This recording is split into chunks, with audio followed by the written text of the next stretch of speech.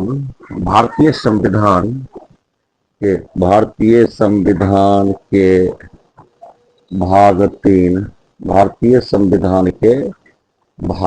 3 के अंतर्गत मौलिक अधिकारों के भाग 3 में चूंकि मौलिक अधिकार है, आप लोग याद रखेंगे। भाग 3 के मौलिक अधिकारों के अंतर्गत अनुच्छेद 19 की बात करेंगे। अनुच्छेद 19। कल तक आपने समानता का अधिकार पढ़ा है, आज आप लोग स्वतंत्रता के अधिकार के बारे में। स्वतंत्रता जानते ही है कि स्वतंत्रता तो किसी भी प्राणी की सबसे पहले पूर्ण होती है। जब ये थोड़ा स्वस्थ मानसिकता आती है, कई कविताएं इस पर आपको याद आ जाएगी, आजादी की चाह किसे नहीं होती। तो स्वतंत्रता का जो हमारा उपबंध है मौलिक अधिकारों के संबंध में, आज हम लोगों को अध्ययन इस विषय पर करना है। भारतीय संविधान पर एक प्रख्यात लेखक है डी बसु, दुर्गादास बसु। उन्होंने अनुच्छेद 19 को ही मूलाधिकारों की आत्मा बताया है। ये ध्यान रखना अपने लोगों को, ये मूलाधिकारों की जो आत्मा है उसे दुर्गादास बसु ने अनुच्छेद 19 को बतलाया है। डी बसु, स्वतंत्रता के अधिकार, डी बसु ने भारतीय संविधान में संविधान के अंतर्गत भाग 3 के अंतर्गत जो संवैधानिक उपचारों का अधिकार है उसे भीमराव अंबेडकर ने बतलाया है मूल अधिकारों की आत्मा। लेकिन डी बसु ने अनुच्छेद 19 को संविधान के मूलाधिकारों का हृदय कहा है। इसे कहा है कि संविधान का हृदय तो कहा जाना चाहिए, नहीं तो मूलाधिकारों का हृदय तो अवश्य ही कहा जाना चाहिए। ये भी आप लोगों को ध्यान रखना। अनुच्छेद 19 के अंतर्गत पहले 7 प्रकार की स्वतंत्रताएं थी। अनुच्छेद 19 के अंतर्गत पहले 7 प्रकार की स्वतंत्रता थी, लेकिन वर्तमान में 6 प्रकार की स्वतंत्रता है। तो आप लोग इस पर ध्यान रखेंगे। अनुच्छेद 1 के 19(1) के अंतर्गत ये 6 प्रकार की स्वतंत्रताओं का उल्लेख किया गया है। क ख ग, इस तरह से क ख ग के तौर पर। तो आज हम लोगों को पूरी डिटेल्स में स्टडी कर लेना है। साथ ही साथ इसके जो संबंधित वाद विवाद रहे, इसका जो बढ़ता हुआ आयाम रहा है, उसके बारे में अध्ययन कर लेना है। वाक एवं अभिव्यक्ति की स्वतंत्रता का आयाम बहुत ही बड़ा है। शायद आप लोग बोलने की आजादी समझते हैं। बोलने की आजादी के साथ साथ आपको यह भी समझना है कि चुप रहना भी एक अधिकार है, चुप रहना भी एक कला है, और चुप रहने का अधिकार भी इसी के साथ साथ छिपा हुआ है। आज हम लोग सारे चीजों पर डिटेल्स करेंगे। अनुच्छेद 19(1) में वाक स्वतंत्रता एवं अभिव्यक्ति की स्वतंत्रता का उल्लेख है। वाक एवं अभिव्यक्ति की स्वतंत्रता का उल्लेख है। वाक एवं अभिव्यक्ति की स्वतंत्रता, वाक एवं अभिव्यक्ति की स्वतंत्रता का उल्लेख अनुच्छेद 19(1) के क में है। यह ध्यान रखना है। अनुच्छेद 19(1) की क में वाक एवं अभिव्यक्ति की स्वतंत्रता। इस पर विभिन्न प्रकार से प्रतिबंध भी लगाए जा सकते हैं, और यह भी ध्यान रखना है कि अनुच्छेद 19 भारतीय नागरिकों को ही प्राप्त है, भारतीय नागरिकों को ही प्राप्त है। दूसरा ध्यान रखना है कि अनुच्छेद 19(1) की ख में शांति पूर्वक एवं निरायुध, शांति पूर्वक एवं शस्त्रहीन, शस्त्र अस्त्रहीन मतलब किसी भी प्रकार का शस्त्र अस्त्र न हो, आयुध नहीं हो, आयुधहीन, आयुधहीन सम्मेलन करने की स्वतंत्रता, सम्मेलन करने की स्वतंत्रता इसमें आती है। अनुच्छेद 19(1) के ख के अंतर्गत शांति पूर्वक एवं शस्त्रहीन, आयुधहीन सम्मेलन करने की स्वतंत्रता आती है। अनुच्छेद 19(1) के ग के अंतर्गत संघ बनाने की स्वतंत्रता आती है। संघ या संस्था निर्माण की स्वतंत्रता, संघ या संस्था निर्माण की स्वतंत्रता, संस्था निर्माण की स्वतंत्रता। आप लोग नोट करते चलेंगे इसको। संघ या संस्था निर्माण की स्वतंत्रता अनुच्छेद 19 क ख ग में। अगला देखेंगे, जब घ के अंतर्गत जाएंगे तो भारत के संघीय क्षेत्र में, मतलब संपूर्ण भारत के किसी भी राज्य में या संघीय क्षेत्र में, यहाँ पर हम भारत राज्य का उल्लेख कर देंगे, आप उसे समझ लेंगे। तो भारत के किसी भी राज्य में या भारत के किसी भी राज्य में, उसमें संघ भी शामिल है, ऐसा नहीं समझेंगे कि केवल बिहार या कोई उत्तर प्रदेश से कुछ भी, भारत के किसी भी राज्य में, किसी भी राज्य में अबाध गमन करने की आजादी, यह भी ध्यान रखने हैं। किसी भी राज्य में अबाध गमन करने की स्वतंत्रता,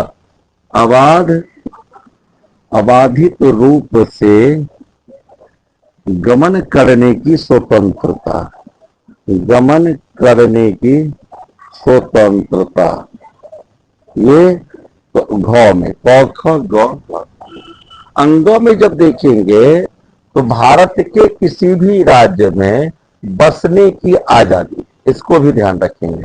भारत के किसी भी राज्य में बसने का अधिकार या स्वतंत्रता, तो इसमें देखेंगे भारत के किसी भी राज्य में, किसी भी राज्य में बसने का अधिकार, बसने का अधिकार या बसने की स्वतंत्रता, बसने की स्वतंत्रता। क्योंकि आप जानते हैं क वर्ग के बाद च वर्ग आता है, तो च में संपत्ति अर्जित करने का अधिकार, संपत्ति अर्जित करने का अधिकार, संपत्ति अर्जित करने का अधिकार। अब यहां पर ध्यान रखना है कि संविधान के 44वें अनुच्छेद के अंतर्गत, इस संविधान के 44वें संशोधन के अंतर्गत इस चौक को, 19 चौक को हटा दिया गया। यह ध्यान रखना है, क्योंकि आपने उसमें पढ़ा है कि संपत्ति के अधिकार को मूलाधिकार की श्रेणी से हटा दिया गया, तो संपत्ति अर्जित करने का जो अधिकार था, संपत्ति अर्जन करने का जो अधिकार था, इसे भी 44वें संशोधन के द्वारा हटा दिया। यह भी ध्यान रखना है। तो अभी जो हमारी स्वतंत्रता है, तो यहां तक सिर्फ आपके पास, यहां तक कुल मिला के 6 है, लेकिन अभी तो इसको हटा दिया गया है, तो आप इसको नहीं पढ़ेंगे वर्तमान में। और वर्तमान में हमारे पास जो 6 है, 6 उसके बाद 4 के बाद जो 6 है, वह वृत्ति एवं आजीविका की स्वतंत्रता, वृत्ति आजीविका, वृत्ति आजीविका, आजीविका, पेशा एवं व्यापार की स्वतंत्रता, पैसा एवं व्यापार की चयन करने की स्वतंत्रता, चयन करने की स्वतंत्रता हम देंगे। अब इसी के अंतर्गत आप देखेंगे कि बाद के मुकदमे से यह भी साबित हो गया कि व्यापार जैसे चयन करने की स्वतंत्रता आपको मिलती है, वैसे व्यापार बंद करने की स्वतंत्रता भी आपको मिलती है। व्यापार को चयन करने की तो स्वतंत्रता आपको मिलती है, तो व्यापार को बंद करने की आजादी भी आपको मिलती है। तो अनुच्छेद 19(1) के क के अंतर्गत आपने देखा है कि वाक एवं अभिव्यक्ति की स्वतंत्रता है। ख के अंतर्गत शांतिपूर्वक एवं शस्त्रहीन अथवा आयुधहीन सम्मेलन करने की स्वतंत्रता है। ग के अंतर्गत संघ या संस्था निर्माण की स्वतंत्रता है। ग के अंतर्गत भारत के किसी भी राज्य में अबाधित रूप से गमन करने की स्वतंत्रता है। अनुच्छेद 19(1) के इसमें कवर के अंत में भारत के किसी भी राज्य में बसने की स्वतंत्रता है। 4 में संपत्ति अर्जित करने का अधिकार या स्वतंत्रता थी, जिसको कि अधिकार या स्वतंत्रता, जिसको कि संविधान की 44वें संशोधन अधिनियम 1978 के द्वारा हटा दिया गया, क्योंकि संपत्ति के अधिकार को मूल अधिकारों की श्रेणी से हटा दिया गया था। उसके बाद 6 में वृत्ति आजीविका, पेशा एवं व्यापार की स्वतंत्रता है। कुल मिलाकर के वर्तमान में 6 प्रकार की स्वतंत्रताएं संविधान के अनुच्छेद 19(1) के द्वारा दी गई है। 6 प्रकार की स्वतंत्रता। अब हमको अनुच्छेद 19(1) के 2 में क्या है, इसका अध्ययन करना है। अभी अनुच्छेद 19(1) के क ख ग घ को हम पढ़ रहे थे, अब हम लोग पढ़ेंगे अनुच्छेद 19(2) में क्या है। आप लोगों ने इसको नोट कर लिया, अब इसको आगे बढ़ते हैं।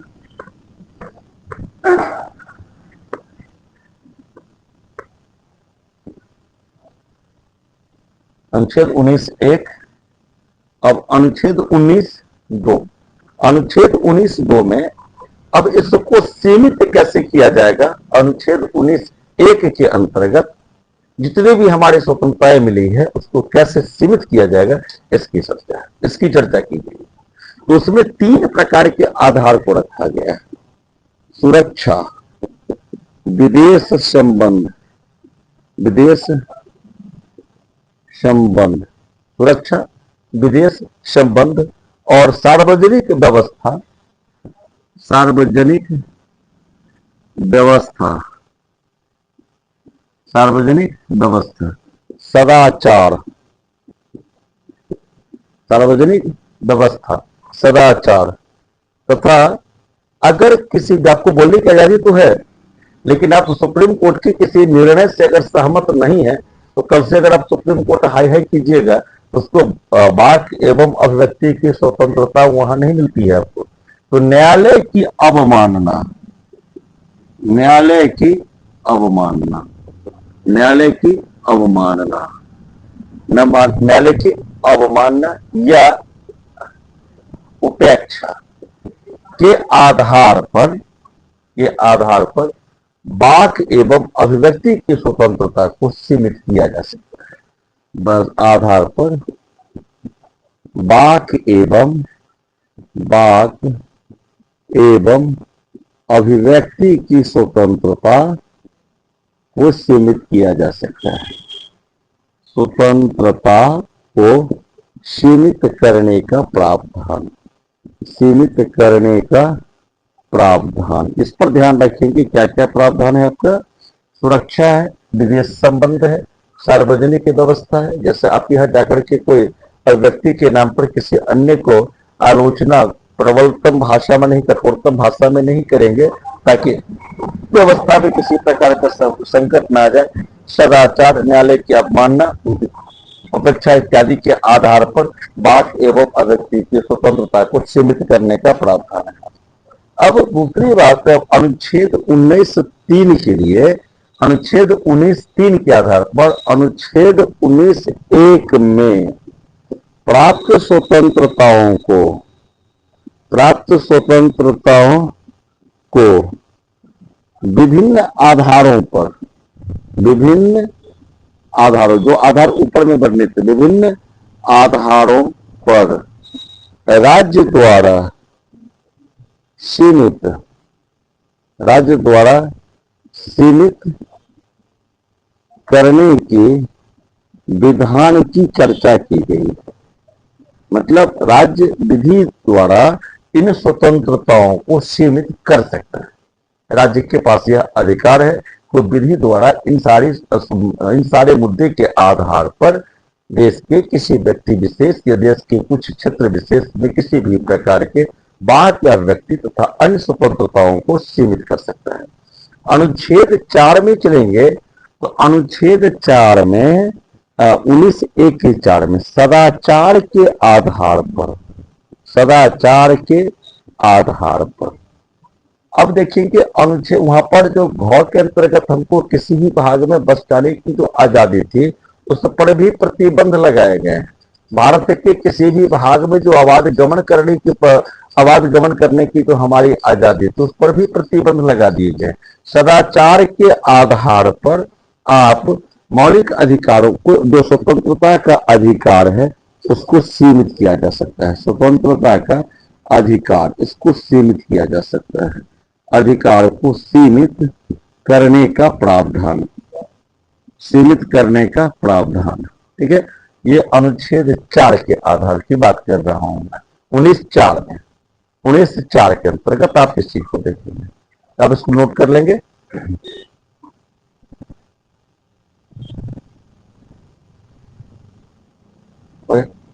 अब हम लोग करते हैं अनुच्छेद 19(5) में। अनुच्छेद 19(5) में, इसको अनुच्छेद 19(5) में, अनुच्छेद 19(5) में दो चीजों का और स्पष्ट रूप से समझेंगे कि 19(1) में, 19(1) में वर्णित, 19(1) में वर्णित स्वतंत्रताओं को विशेषकर 19(1) के घ की बात कर रहा हूं, घ और अंग की बात कर रहा हूं, विशेषकर को अनुसूचित जाति, अनुसूचित जाति एवं जनजाति, एवं जनजाति के हितों के संरक्षण के आधार पर, हितों के संरक्षण के आधार पर। अब यहां पर एक चीज और समझना है, अनुसूचित जाति जनजाति ही काफी नहीं है। भारतवर्ष में कुछ ऐसी जातियां आज भी है, विशेषकर मेरा इशारा अंडमान निकोबार के सेंट्रल द्वीप की ओर है, जहां पर आदिम जातियां रहती है। तो वहां पर एक संदर्भ आप आदिम जातियों का भी लेंगे। आदिम जातियों के संरक्षण के आधार पर, आदिम जातियों के संरक्षण के आधार पर अनुच्छेद 19(1) के घोर अंग को, जिसके अंतर्गत भारत के किसी भी भाग में आपको घूमने की आजादी मिलती है, आपको बसने की आजादी मिलती है, उसको सीमित किया जा सकता है, उसको सीमित किया जा सकता है।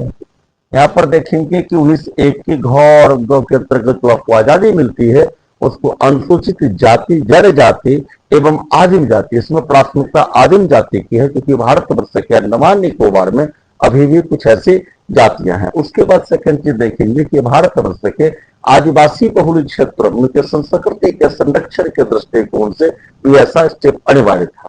अब हम चलेंगे कि अनुच्छेद 19(6) में क्या है। तो सामान्य वृत्ति के आधार पर अनुच्छेद 6 में सामान्य जनता के लिए, सामान्य जनता के हितों, के हितों, बालकों के हितों, बालकों के हितों। अब ये पर ध्यान रखेंगे कि आजकल बालक के मनोवृत्ति को खराब करने के लिए विभिन्न भाषाओं की, लोक भाषाओं की, जो कि पता नहीं बॉलीवुड के जमाने में या बॉलीवुड क्या क्या उड़ा गया है, कुछ उनमें ऐसे ऐसे अश्लील गाने बन रहे हैं, तो उनसे बच्चों, बालकों की जो मनोवृत्ति पर प्रभाव पड़ता है। तो उसके संरक्षण के दृष्टिकोण से भी, बालकों के हितों के संरक्षण के लिए, संरक्षण के दृष्टिकोण से भी वाक एवं अनुच्छेद 19(1) के अंतर्गत प्राप्त प्रदत्त, यहाँ पर शब्द का प्रदत्त ठीक रहेगा, प्रदत्त स्वतंत्रताओं को सीमित किया जा सकता है, स्वतंत्रताओं को सीमित किया जा सकता है, सीमित किया जा सकता है। आप लोगों को लिखने में दिक्कत होगी तो मैं जो बोल रहा हूं उसको आधार बना लेंगे, सीमित किया जा सकता है। तो अभी तक आप लोग इसको नोट करेंगे कि अनुच्छेद 19(5) में, अनुच्छेद 19(1) में वर्णित स्वतंत्रताओं को विशेषकर अनुच्छेद 19(1) के घ एवं अंगों में प्राप्त जो दिए गए मतलब है स्वतंत्रता, उसको अनुसूचित जाति, आदिम जाति, आदिवासी, अनुसूचित जनजाति के हितों के संरक्षण के आधार पर उसको सीमित किया जा सकता है। अनुच्छेद 19(6) में सामान्य जनता के हितों के आधार पर, बालकों के हितों के आधार पर, महिलाओं के हितों के आधार पर भी आपके अभिव्यक्ति को या व्यक्ति की गरिमा के आधार पर और आपके अभिव्यक्ति की स्वतंत्रता को या अनुच्छेद 19 में जो अन्य स्वतंत्रताएं प्राप्त है उसको सीमित किया जा सकता है। तो ये राज्य के अंगराज्य के अधिकार क्षेत्र में आते हैं। तो कुल मिलाकर के आपने अनुच्छेद 19 के अंतर्गत 6 प्रकार के स्वतंत्रताओं को पढ़ा और उसके अंतर्गत 6 प्रकार की जो सीमित करने के प्रावधान है 5 प्रकार के, उसको भी आपने देखा।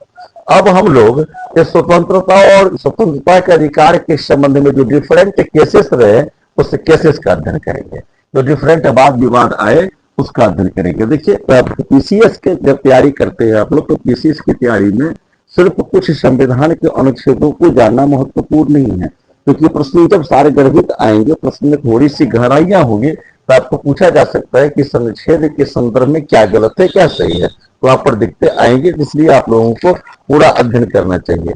इसमें सबसे पहला केस जो आया था रमेश थप्पड़ बनाम मद्रास राज्य का, देखेंगे रमेश थप्पड़, पहला केस है रमेश थप्पड़ बनाम वर्सेस मद्रास राज्य, मद्रास राज्य। ये 1950 का केस है, 1950 जब मद्रास राज्य था ही, वर्तमान में तमिलनाडु 57 के बाद तमिलनाडु बने।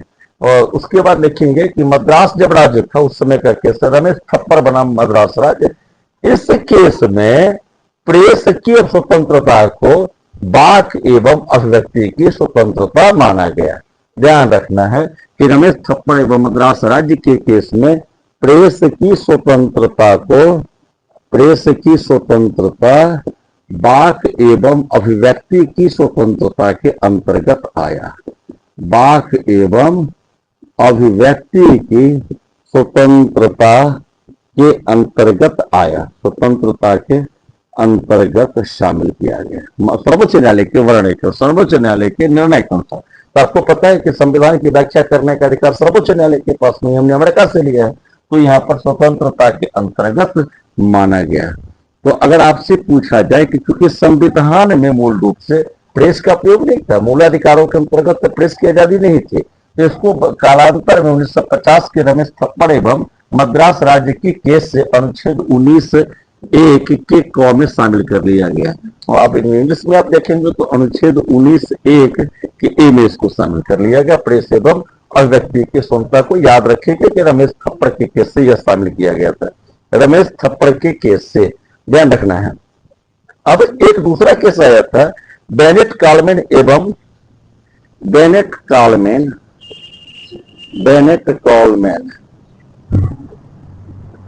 कंपनी वर्सेस भारत संघ, जब 1972 का केस था। इसमें तो प्रेस की स्वतंत्रता को स्वीकार किया गया, लेकिन साथ ही साथ यह भी माना गया कि प्रेस में जो अभिव्यक्ति होगी तो प्रेस में क्या लिख रहा है मात्रा, मतलब कितना जाएगा वह भी स्वतंत्र है, प्रेस के ऊपर छोड़ दिया गया, जितना लिखना है लिखे। मतलब किसी भी प्रकार की मात्रात्मक प्रतिबंध को नहीं शामिल किया गया। मात्रात्मक प्रतिबंध को, कार्टून्स को या संकेतात्मक जो इशारे होते हैं, संदर्भ होते हैं, उसको भी स्वीकार किया गया, जो प्रेस की आजादी नहीं है। इसको भी महत्वपूर्ण रूप से आप लोगों को देखना है। एक तीसरा केस आया था, मात्रात्मक प्रतिबंध, इसको हटा दिया गया प्रेस पर से, इसको ध्यान रखना है, इसको स्वीकार किया गया। इसके बाद तीसरा एक केस महत्वपूर्ण रूप से आया था, बीजो इम्मानुएल का केस था। यह बीजो इम्मानुएल का केस था, 1986 के पक्ष में आया था। बीजो इम्मानुएल का केस था यह, बीजो इम्मानुएल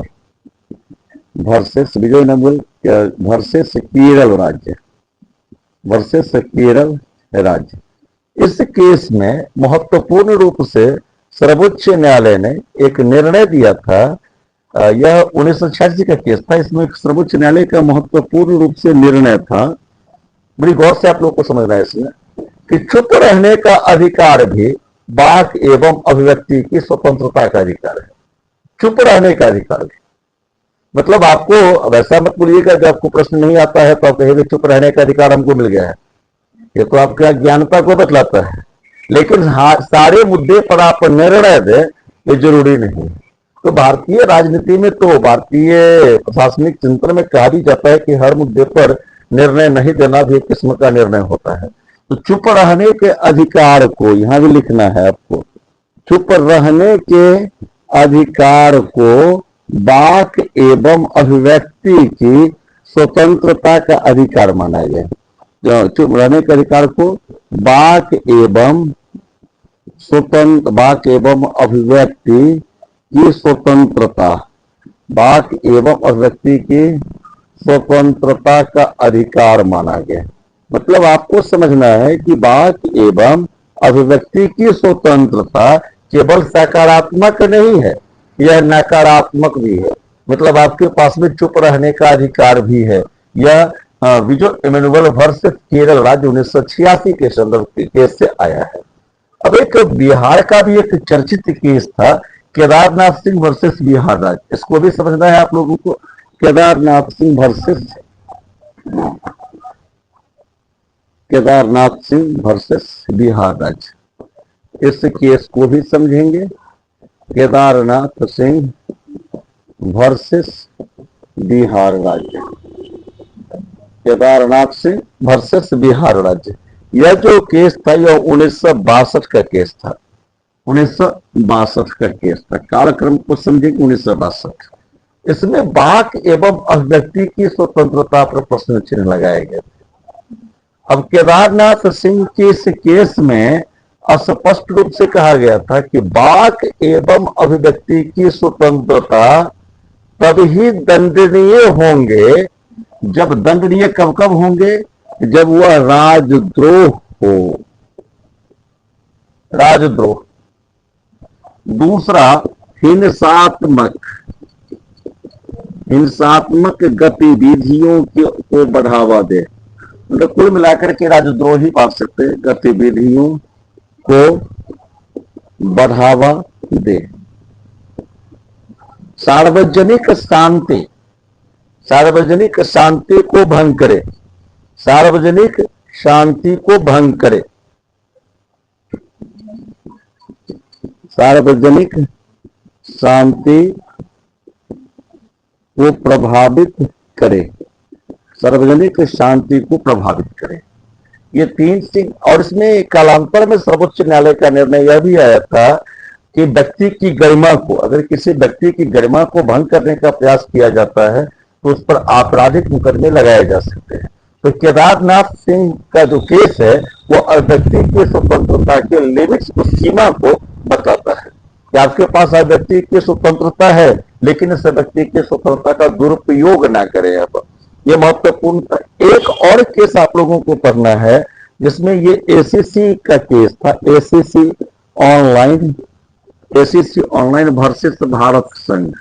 इस केस में क्योंकि अनुच्छेद 19(1) के 6 के अंतर्गत वृत्ति एवं आजीविका, व्यापार तथा पेशा की जो आजादी मिली है, अब इसको नियमन के आधार पर सीमित किया जा सकता है। अब ऐसा नहीं कि आप कल से कहेंगे कि हम भैया बारूद बेचने का काम करेंगे और अफीम बेचने का काम करेंगे। सीमित अधिकार होता है। तो क्या आपने पढ़ा है अनुच्छेद 19 के 5 में पढ़ा है आप लोगों ने। तो वृत्ति एवं आजीविका, व्यापार तथा पेशा की स्वतंत्रता के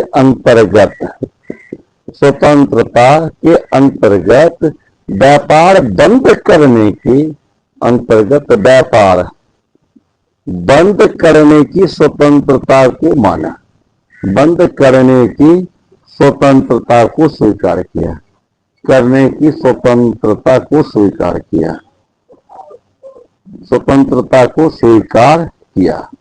ध्यान रखना है कि एसीसी ऑनलाइन वर्सेस भारत संघ के केस में ऐसा हुआ था, इसको ध्यान रखना है। अब एक और केस जिसको कि थोड़ा बहुत चर्चा कर ले हम लोग, श्रेया सिंघल का केस था।